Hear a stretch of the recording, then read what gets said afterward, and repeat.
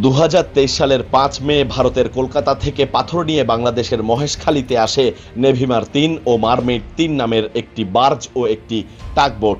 এরপর আইনি জটিলতা সৃষ্টি হওয়ার পর মালিকপক্ষ এর জ্বালানি সরবরাহের কোনো বিল প্রদান করেনি। এসব ঘটনা নিয়ে 6টি মামলা হয়। পরবর্তীতে মামলা জটিলতায় আটকে যায় জাহাজ দুটি। তখন থেকেই টাগবোট এবং বার্জটি বহির্নোঙরে অবস্থান করছে। চলতি বছরের 30 মে গভীর নিম্নচাপের প্রভাবে সৃষ্ট ঝড়ের কবলে পড়ে নোঙর ছিঁড়ে পতেঙ্গা সমুদ্র সৈকতের আনোয়ারা প্রান্তের উঠান মাঝির ঘাটে এসে আটকে পড়ে এই নৌযান দুটি। এই ঘটনায় ক্ষতিগ্রস্ত হয় পুরনো একটি মসজিদ, কবরস্থান সহ বেড়িবাঁধ এলাকার প্রায় 150 পরিবার। পরদিন সকালেই আমরা দেখতেছি বিশাল বড় দুইটা জাহাজ এখানে আসছে। আমাদের মসজিদের অনেক ক্ষয়ক্ষতি হয়েছে। এরপরে যে মসজিদের পশ্চিম পাশে যে একটা কবরস্থান আছে, এই টিপগুলা ছিঁড়ে যাওয়াতেই লাশ অনেক সাগরে চলে গেছে। আর কিছু লাশ আমরা মসজিদের পূর্ব পাশে যে আমাদের নতুন কবরস্থান আছে, সেই কবরস্থানে আমরা দাফন করেছি। দীর্ঘদিন মালিক পক্ষ কোনো যোগাযোগ না করা এবং বাংলাদেশ থেকে একাধিকবার যোগাযোগ করেও ব্যর্থ হলে লোকাল শিপিং এজেন্ট ভীষণ শিপিং এজেন্সি নিরুপায় হয়ে কোর্টের শরণাপন্ন হলে মহামান্য হাইকোর্ট মেসার্স সুমি এন্টারপ্রাইজ নামক একটি সেলভেজ কোম্পানিকে জাহাজ দুটি সমতল থেকে সরিয়ে পোর্ট নির্ধারিত স্থানে রাখার অনুমোদন প্রদান করে। রশি ছিঁড়ে ওয়েদারের জন্য একটু এসএস পাওয়ার প্ল্যান্টের কাছে মনে চলে গেছিল, তাতে করে ওরা মনে হচ্ছে কিছু ড্যামেজ হয়েছে, খুব সম্ভবত ওখানে পাওয়ার প্ল্যান্ট আছে। ফাইনালি আবার আমরা ট্রাকটা হায়ার করে ওটাকে ওখান থেকে সরাই আইনে আবার একসাথে করে রেখে দিয়েছি। তো ওখানে ওয়েদার পোর্ট আমাদেরকে বাই দিস টাইম বলছে ওই এরিয়া থেকে তাড়াতাড়ি সরান। আমরাও মালিক পক্ষের সাথে লিখিতভাবে মৌখিকভাবে দ্যাট ইজ মেইলে যোগাযোগ করার পরেও ওখান থেকে সরানোর কোনো উদ্যোগ তারা নেই।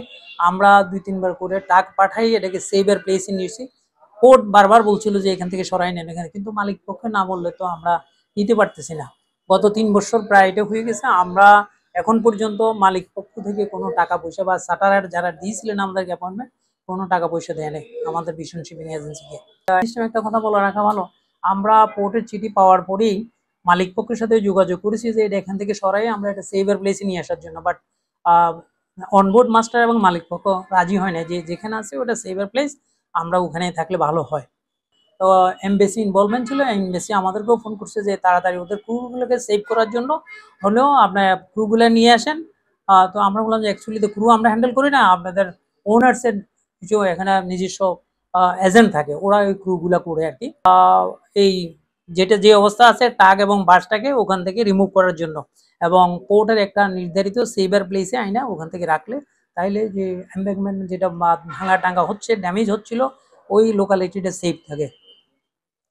পরবর্তীতে প্রায় 20 দিন ধরে 50 জন শ্রমিকের সহায়তায় দেশি বিদেশি বিভিন্ন সরঞ্জাম ব্যবহার করে টাগবোট ও বার্জটিকে ভাসমান করতে সক্ষম হয় দায়িত্বপ্রাপ্ত ঠিকাদার প্রতিষ্ঠানটি। গত মাসে 21 তারিখ থেকে শুরু করে 26 তারিখে একটা জাহাজ নামাইছি। আরেকটা আমরা গত 9 তারিখ রাত 1:30 অর্থাৎ 10 তারিখে আল্লাহ দিনে পানিতে নামাইয়া সম্পূর্ণ ভাসায় রাখছি। বন্দর কর্তৃপক্ষকে আমরা চিঠি দিছি, বন্দর কর্তৃপক্ষ একটা নির্দিষ্ট জায়গা দিকে ওনাদের সুবিধা মতন, কেন এটা তো একটা জরুরিবিহীন একটা মরা লাশের মতন, কোনো এটা ইঞ্জিন নাই, কিছু নাই। এটা বন্দর কর্তৃপক্ষ বিভিন্ন ধরনের সংস্থা বলছে যে এটা উড়ানো যাবে না।